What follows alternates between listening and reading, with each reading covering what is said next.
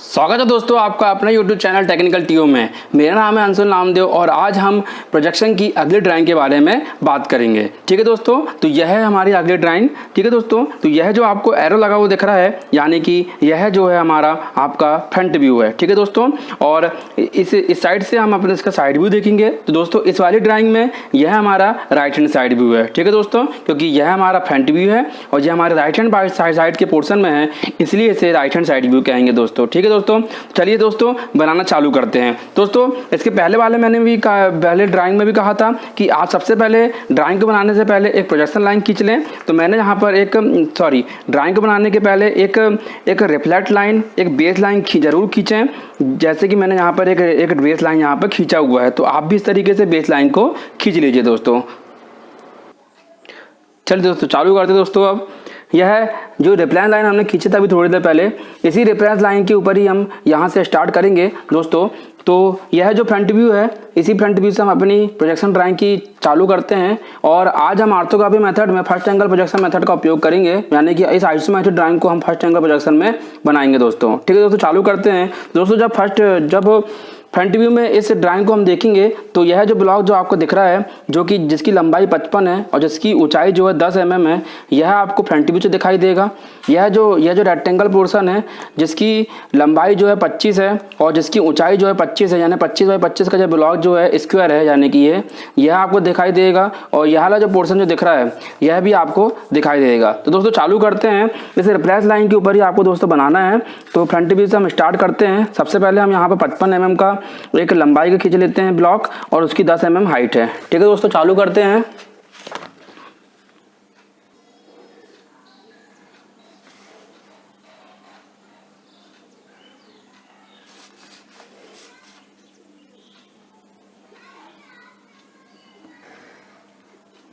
उसके बाद दोस्तों ये 55 बाई 10 का ब्लॉक बन चुका है, ये वाला ब्लॉक। उसके बाद दोस्तों यह जो ब्लॉक दिख रहा है जो 25 बाई 25 का है, यानी 25 इसकी लंबाई है और 25 इसकी हाइट है, यह भी इसके ऊपर रखा हुआ दिखेगा। तो यह 25 लंबाई का हम बना लेते हैं दोस्तों। यह भी इसी के ऊपर ही आएगा इस तरीके से, यह 25। और यहाँ से दोस्तों इसकी लंबाई जो है 25 है, तो हमको यहाँ से इसकी लंबाई नापना पड़ेगा कि 25 mm में ही ये बने इस तरीके से। ठीक है जी।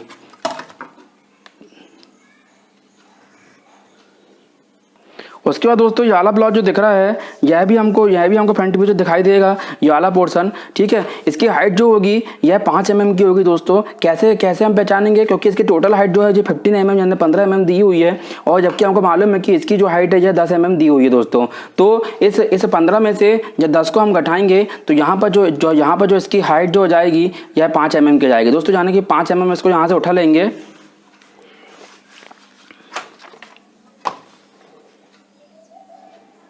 इस तरीके से। और जैसे कि आपको दिख रहा है जो यहाँ से ये इस ब्लॉक में जोड़ा हुआ है, तो यहाँ से हम इसको इस ब्लॉक में जोड़ देंगे दोस्तों। ठीक है दोस्तों, इस तरीके से जब फ्रंट व्यू तैयार हो गया। इसके बाद दोस्तों हम इसके टॉप व्यू की बात करते हैं। तो दोस्तों यह जो है फर्स्ट एंगल की ड्राइंग है, तो टॉप व्यू जो है इसका यहाँ पर हम नीचे की ओर बनाएंगे, पर इसके पहले हम इसके प्रोजेक्शन लाइन ले जाएंगे इस तरीके से।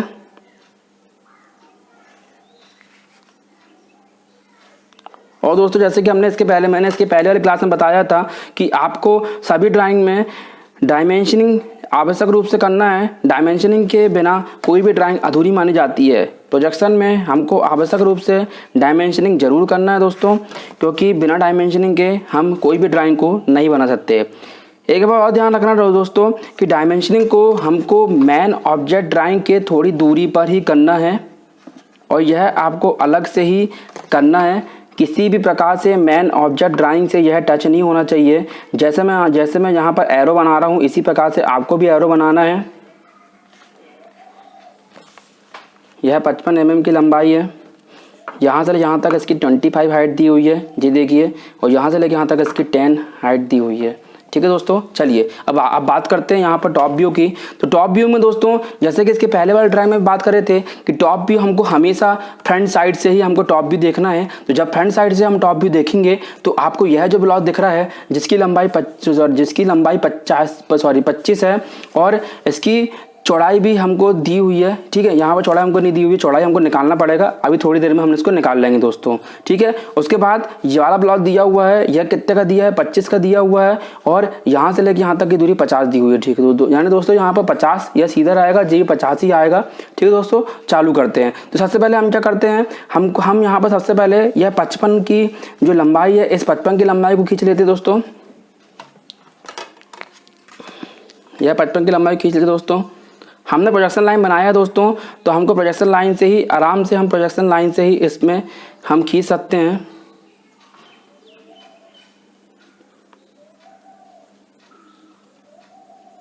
इस तरीके से यह, ठीक है दोस्तों।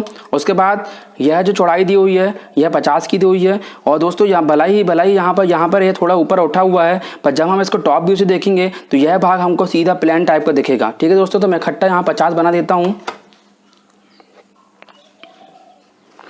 तो यह 50 का हम यहाँ पर खींच लेते हैं दोस्तों। तो दोस्तों यह भाग और यह भाग हमारा बन चुका है। अब आता है वाला भाग। तो दोस्तों यहाँ से हमको हाइट दिख रही है, और उसके बाद यह जो लंबाई दी हुई है, यह हमको अप्रॉक्सीमेट 25 लंबाई दी हुई है। कैसे पता चला दोस्तों, तो देखिए यह जो पूरा चौड़ाई दिया हुआ है, यहाँ 50 दिया हुआ है, 50 में यह हाइट पहले 25, यह लंबाई 25 तो हो चुकी है, अब बची यह, तो यह भी हमको 25 इसमें ही जुड़ा हुआ दिखेगा। और दोस्तों जब हम टॉप व्यू से देखेंगे तो भले ही ये थोड़ी ऊपर पे है, मतलब 25 mm हाइट पर है, पर हमको टॉप व्यू से किसी भी प्रकार की हाइट नहीं दिखती है। यानी यह 25 mm की हाइट जो हमें नहीं दिखाई देगी। यह 25 mm का ऊपर ब्लॉक है, और जो 25 mm का नीचे है, भला ही ये ऊपर नीचे है, पर हमको यह सीधा दिखाई देगा, ठीक है दोस्तों। तो यहाँ से भी हम सीधे 50 mm की लाइन खींच लेते हैं। यह हो गया 50 mm का। और दोस्तों यहाँ से लेके यहाँ तक यह लाइन जो है सीधी ये लेकर ही आएगी, क्योंकि जैसे कि मैंने बताया कि किसी भी प्रकार की यह जो हाइट है यह टॉप व्यू से नहीं दिखाई देगी। तो इस वाले ब्लॉक को भी मैं सीधा जोड़ देता हूँ। यह हो गया दोस्तों। उसके बाद दोस्तों यह 25 बाई 25 का यहाँ ऊपर एक बॉक्स बना हुआ है। यह बॉक्स हमको ऐसा ही टॉप व्यू से दिखाई देगा। तो और हमने यहाँ पर प्रोजेक्शन लाइन ला चुके हैं, यह आपको दिख रही है प्रोजेक्शन लाइन, और यही वाला ब्लॉक हमने जो है टॉप व्यू में फ्रंट व्यू में बनाए थे, और यही वाले ब्लॉक का ऊपर का हिस्सा हमको टॉप व्यू से भी दिखाई देगा। तो 25 बाई 25 का ब्लॉक आएगा। तो यहाँ पर हम 25 बाई 25 का ब्लॉक बना लेते हैं दोस्तों। यह बन गया 25 बाई 25 का ब्लॉक, ठीक है दोस्तों। आप नाप के दे सकते हैं। तो दोस्तों प्रोजेक्शन लाइन लेने का फ़ायदा ही ये होता है कि हमको बार बार मेज़रमेंट नहीं लेना पड़ता, हमारा मेज़रमेंट जो है चेक होता रहता है। उसके बाद दोस्तों आप यहाँ पर देख रहे हैं कि यह भी एक ब्लॉक बना हुआ है। यह भी हमको यहाँ पर ऊपर कटा हुआ दिखेगा, मतलब यह बॉक्स जैसा बना हुआ है टॉप व्यू से हमको वैसा ही दिखाई देगा। तो दोस्तों आपको ये दिख रहा है कि इसकी जो लेंथ है, इसकी जो लेंथ जो है, जो यहाँ से 5 mm छूटी हुई है, जहाँ पर लिखा हुआ है कि यह यहाँ से लेके यहाँ तक, मतलब इसके 5 mm ये छूटा हुआ, मतलब इसकी यदि हम चौड़ाई की बात करें तो यह चौड़ाई जो आएगी 20 mm की आएगी। क्यों? क्योंकि यह पूरा 25 mm का है, 25 mm का है यह पूरा, और यहाँ से 5 mm छूटा हुआ है, यानी कि यह जो बचेगा 20 का बनेगा। तो 20 की लंबाई का हम यहाँ पर बना लेते हैं दोस्तों। यह बन गया 20 की लंबाई का, और यह भाग यहाँ से जोड़ा हुआ है, तो यह हमने भाग यहाँ से जोड़ दिया दोस्तों, इस तरीके से, ठीक है दोस्तों। तो जैसा कि आप देख रहे हैं कि यहाँ पर आपका टॉप व्यू तैयार हो चुका है दोस्तों। इसकी हम डायमेंशनिंग कर देते हैं। मैं बार बार कह रहा हूँ दोस्तों कि आपको किसी भी प्रकार से डायमेंशनिंग में किसी भी प्रकार का कंपनसेशन नहीं मिलेगा। आपको डायमेंशनिंग कंपलसरी रूप से करना ही है। आप बिना डायमेंशनिंग के किसी भी प्रकार की ड्राइंग को रिप्रेजेंट नहीं कर सकते, क्योंकि बिना मेजरमेंट के और बिना लंबाई चौड़ाई के कोई भी डायमेंशनिंग अधूरी मानी जाती है। तो यह मैंने लिख दिया, यह मेरा 55 mm का है, यह मेरा 50 mm का है। उसके बाद दोस्तों आप देख रहे हैं कि अब बात आती है साइड व्यू की। तो दोस्तों यहाँ से मैंने फ्रंट व्यू देखा था, और यह मेरा जो है यह साइड व्यू है। अब बात करें कौन से साइड व्यू है, तो दोस्तों यह जो है राइट हैंड साइड व्यू है, RHSB। और दोस्तों जैसे कि आपको पता है कि हम फर्स्ट एंगल ड्राइंग की बात कर रहे हैं, तो राइट हैंड साइड व्यू जो है हमारे लेफ्ट हैंड साइड पोर्शन में बनेगा। तो दोस्तों साइड व्यू बनाने के लिए सबसे पहले हम फ्रंट व्यू से हम प्रोजेक्शन लाइन को खींच लेते हैं। यह प्रोजेक्शन लाइन को खींच लिए हैं इस तरीके से।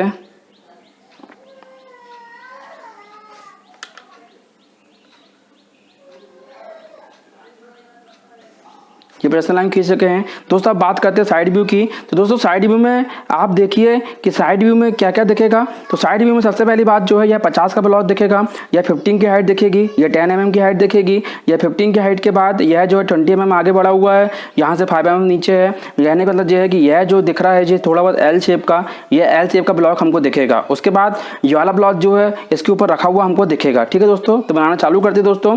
जैसे कि आप देख रहे हैं कि हमने फ्रंट व्यू से प्रोजेक्शन लाइन लेके आए हैं। इसकी हाइट इसकी लेंथ जो है कितनी 50 mm है, तो इसकी 50 mm की लेंथ को हम बना लेते हैं। दोस्तों आपको फ्रंट व्यू, टॉप व्यू और साइड व्यू बनाते समय यह ध्यान रखना है कि किसी भी व्यू को फ्रंट व्यू से ज़्यादा दूरी पर नहीं बनाना है। जैसे यह जो मैंने बनाया है यह स्टैंडर्ड लंबाई, स्टैंडर्ड गैप है, इसमें भी आपको स्टैंडर्ड गैप ही रखना है। किसी भी प्रकार से बहुत ज़्यादा दूरी पर या बहुत ज़्यादा पास पर इसको नहीं बनाना है। ठीक है दोस्तों, उसके बाद यह जो है 15 mm की हाइट दी हुई है, तो यहाँ से लेके यहाँ तक मैंने ये 15 mm की हाइट में बना लिया। देखिए दोस्तों ये वाला ब्लॉक जो है जो कि मुझे फ्रंट व्यू से दिख रहा था, उसी के पैरेलल में ही मैंने प्रोजेक्शन लाइन के सहारे इसको 15 mm का ब्लॉक बना लिया है। उसके दूसरे साइड में दोस्तों यहाँ पर जो है 10 mm का ब्लॉक उठा हुआ है, तो यह 10 mm का ब्लॉक बना लेता हूँ मैं। उसके बाद दोस्तों जो है 20 mm जो आया हुआ है, आपने देखा था, मैंने इसको पहले भी बताया था कि यह पूरा जो है 25 mm है। यहाँ से 5 mm छूटा हुआ है, मतलब यह बच्चे को जो है 20 mm का ब्लॉक जो है बचेगा। तो ये आ गया 20 mm का। उसके बाद दोस्तों जब ये 5 mm का नीचे आया हुआ है, तो यह 5 mm का मैंने ब्लॉक नीचे उतार लिया। उसके बाद यहाँ से लेके यहाँ तक ये जोड़ा हुआ है, तो यहाँ से लेके यहाँ तक इसके मैंने जोड़ लिया। यह है। उसके बाद दोस्तों आप देख रहे हैं कि यह ब्लॉक जो यहाँ से यहाँ तक उठा हुआ है, कितनी हाइट में उठा हुआ है दोस्तों, तो हम यह बोल सकते हैं कि ये 20 mm उठा हुआ है। कैसे दोस्तों, आपको दिख रहा है कि इसकी जो टोटल लेंथ है, टोटल लंबाई है, वह जो है टोटल हाइट जो है वो 25 mm की दी हुई है, 25 mm की दी हुई है। उसके बाद यहाँ 5 mm यदि छूट जाएगा तो यह बचेगा 20 mm का। तो दोस्तों यह मैं 20 mm का उठा लेता हूँ। और दोस्तों यदि आप नहीं भी मेजरमेंट करेंगे तो फ्रंट व्यू से आपको प्रोजेक्शन में यह मिल जाएगा दोस्तों। ठीक है दोस्तों, उसके बाद ये वाला ब्लॉक जो है यह 25 mm का है। इसके पहले भी मैंने आपको बताया था कि यह पूरा जो है 50 mm का है, 25 mm गया तो यह बचा 25 का। इस तरीके से यह बन गया दोस्तों। उसके बाद यह ब्लॉक नीचे आया है, तो यह इस ब्लॉक को मैंने नीचे लेके आ गया। ठीक है दोस्तों, तो जैसा कि आप देख रहे हैं कि यहाँ पर हमारा साइड व्यू बनकर तैयार हो गया है इस तरीके से यह, और ये वाला ब्लॉक यहाँ बन गया है। ठीक है दोस्तों, इसके भी हम डायमेंशनिंग कर सकते हैं, यदि आप करना चाहें तो यहाँ भी डायमेंशनिंग कर सकते हैं, कोई प्रॉब्लम नहीं है।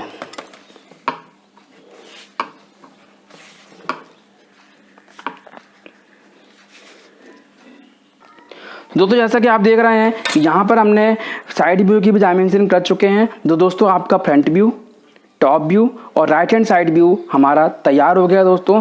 मैं बार बार कह रहा हूँ दोस्तों, यह ऑर्थोग्राफिक की फर्स्ट एंगल मेथड है, जिसमें जो राइट हैंड साइड व्यू है यहाँ पर दिख रहा है, उसे मैंने लेफ्ट हैंड साइड पोर्शन में बनाया है, क्योंकि फर्स्ट एंगल में जो राइट हैंड साइड का पोर्शन होता है वह लेफ्ट हैंड में आता है, और जो लेफ्ट हैंड साइड का पोर्शन है वह राइट हैंड में आता है। इसके बारे में हमने पहले ही क्लास में बात कर चुके हैं। तो दोस्तों यदि आपको मेरी यह क्लास पसंद आई हो तो इसे लाइक करें, और किसी भी प्रकार के कन्फ्यूज़न पर आप मुझे कमेंट सेक्शन में अपने क्वेश्चन पूछ सकते हैं। ठीक है दोस्तों, तो मेरे चैनल को सब्सक्राइब करें, जिससे आने वाले वीडियो की नोटिफिकेशन आपको जल्द से जल्द मिल सके। धन्यवाद।